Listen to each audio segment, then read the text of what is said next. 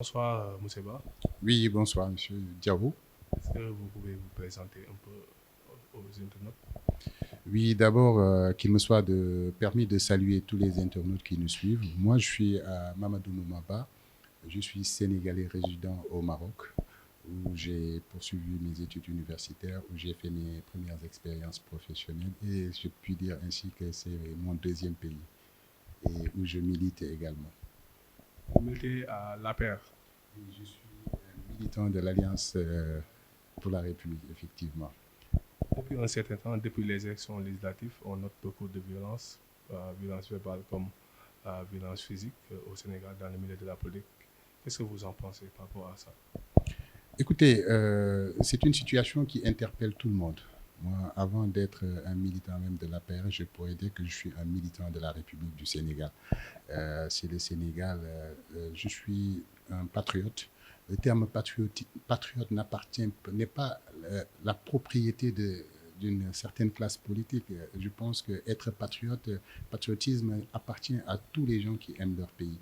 Et j'en fais partie parce que tout ce que je fais, du matin au soir, tout le temps, c'est de voir comment je pourrais être utile à ma patrie. Cette patrie qui m'a vu naître, cette patrie qui m'a formé, qui m'a éduqué, qui m'a donné tout ce que j'ai dans ma vie et qui a fait de moi aujourd'hui ce que je suis. Donc, pour cette patrie, je suis prêt à tout. Et aujourd'hui, je suis interpellé comme tous les Sénégalais. Le Sénégal est en danger. Il faut se le dire. Le Sénégal est en danger.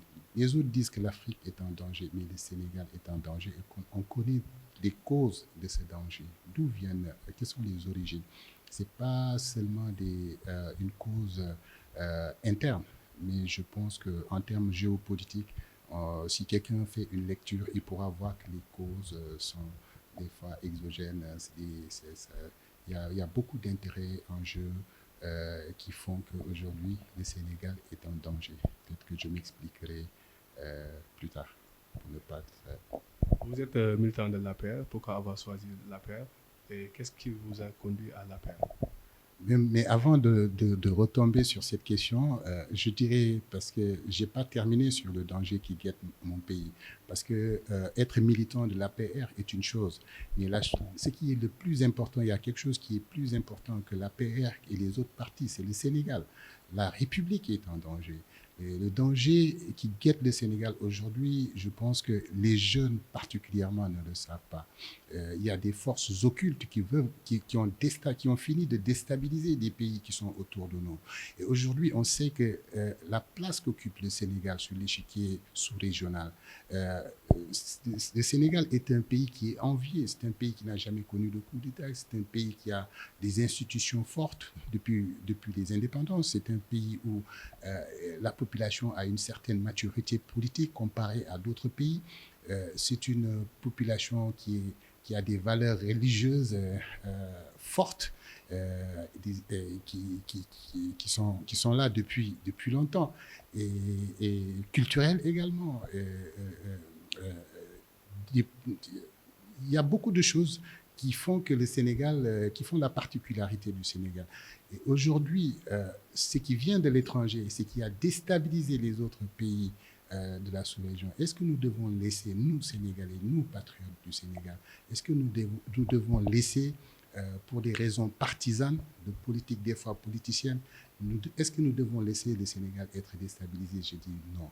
Aujourd'hui, les sages se devraient de se lever et de porter la parole de la paix. Parce que le Sénégal est un pays où il y a toujours eu la paix. Quelles que soient nos divisions, au final, on se retrouve toujours. Prenez l'exemple il y a quelques années, quand il y avait eu ces problèmes que nous avons connus il y a 2 ans, l'ex-président Abdoulaye Wade les a connus au soir de son mandat, de, sa, de, de son règne, plutôt.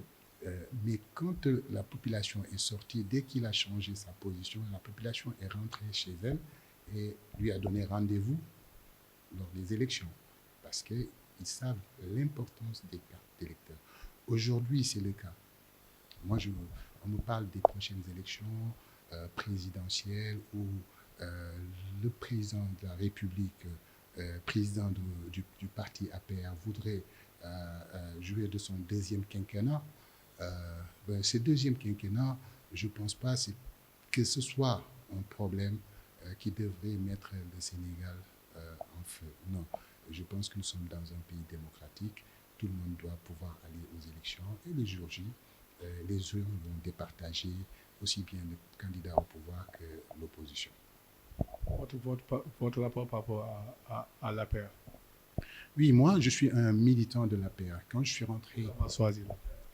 Bon, écoutez, moi, j'ai acheté dans ma vie qu'une seule fois une carte d'électeur, mais j'ai milité d'abord au Parti démocratique sénégalais. J'ai démissionné. Avant ça, je n'avais pas de parti. Et donc, je connais que l'associatif, parce que c'est ça mon dada. Moi, mon dada, que ce soit l'associatif ou la politique, moi, je pense que même la politique, quand on l'a fait avec une idéologie forte.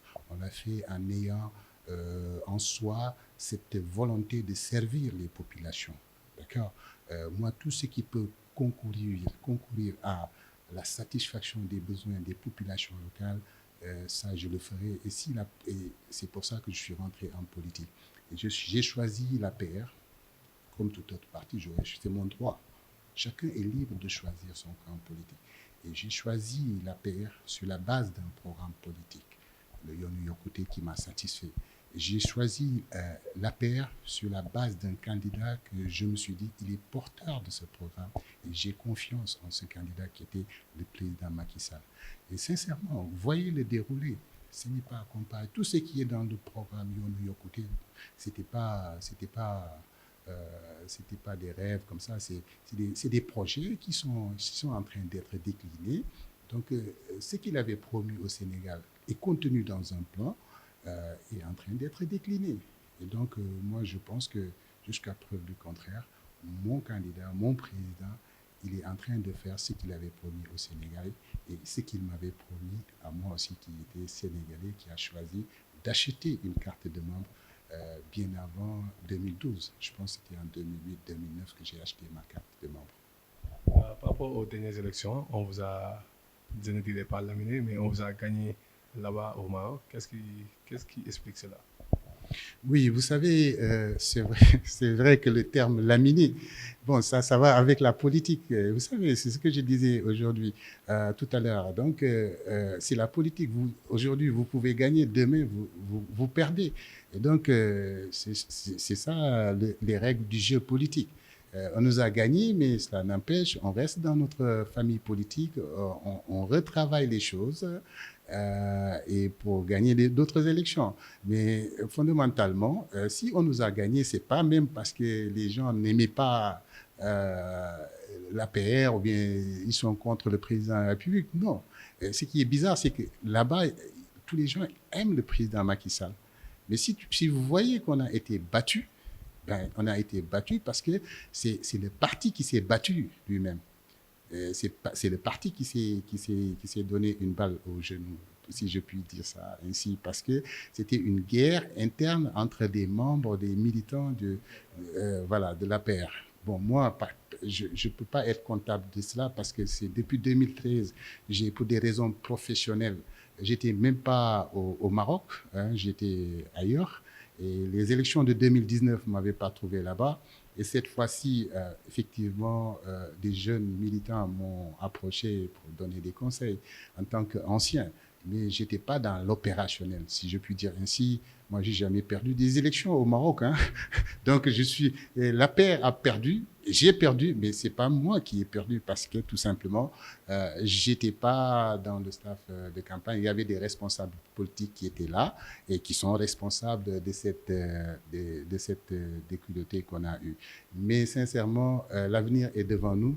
Et aujourd'hui, il y a des jeunes qui sont là-bas, des jeunes de l'APR qui sont aujourd'hui au Maroc et qui sont en train de se réorganiser pour donner du renouveau au parti.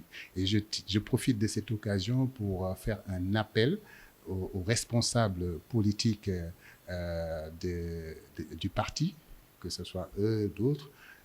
C'est comme ça, c'est l'argent de campagne, c'est nécessaire, ça a été toujours comme ça. Mais l'argent divise souvent, plus que des militants, ça peut diviser même une famille. Donc, aux politiques, je dis, si vous recevez un budget de campagne, pensez aux autres qui sont en bas. Appliquez la politique du ruissellement. Ne gardez pas tout pour vous. Parce que cet argent, si le président ou bien des responsables politiques vous ont donné de l'argent, ce n'est pas pour que vous l'ameniez tout chez vous. Vous en prenez un peu, ce qui est tout à fait normal, mais faites du ruissellement, qu'il y ait des choses qui tombent pour que les autres aussi puissent se sentir dans ce parti, dans ce combat politique et pouvoir descendre aussi, défendre les couleurs du parti. Voilà, moi, je pense que mais l'avenir nous dira, mais je pense que les jeunes sont en train de s'organiser et que ça se passera très bien. Votre dernier mot par rapport à votre conseil à la jeunesse pour les élections qui se profilent à l'horizon, l'élection de 2024. Mais bien évidemment, si j'avais un conseil à leur donner, ce serait de venir voter pour le deuxième quinquennat du président Macky Sall qui a fait un travail extraordinaire lors de de son passage aux affaires. Donc, nous sommes en démocratie. Hein, donc, tout ce que je pourrais conseiller à cette jeune génération, c'est d'être attentif au discours qu'on leur donne et de veiller à ce que le Sénégal ne tombe pas. Parce que j'ai été témoin dans des pays différents, au moins 3 pays, où vraiment j'ai assisté au balbutiement jusqu'à la guerre civile. Vous comprenez? Et donc, ça a commencé comme ça, des petites idéologies qu'on défend, des petites choses, sans pour autant comprendre même la teneur. Et il y a un danger. Le danger, c'est d'abord les djihadistes hein, qui veulent rentrer partout en Afrique. Et c'est des gens, quand ils rentrent dans un pays, c'est que la première des choses, ils vont faire tout pour affaiblir les institutions de ces pays. Et si les institutions de ces pays sont désarticulées, déstabilisées, et que ça se trouve que c'est un pays qui a des ressources telles que le pétrole, le gaz, etc., ben, il y a des forces occultes que je ne citerai pas, qui ne veulent que ça, que nos institutions soient déstabilisées afin qu'ils puissent venir amarrer et pomper notre pétrole et notre gaz sans beaucoup de risques. Et je pense que moi, je fais confiance à la jeunesse sénégalaise. Ce n'est pas une jeunesse malsaine, elle est fougueuse, mais je pense qu'aujourd'hui, il faudrait que des sages descendent sur le terrain et parlent à cette jeunesse. Merci. On vous remercie. C'est moi qui vous remercie.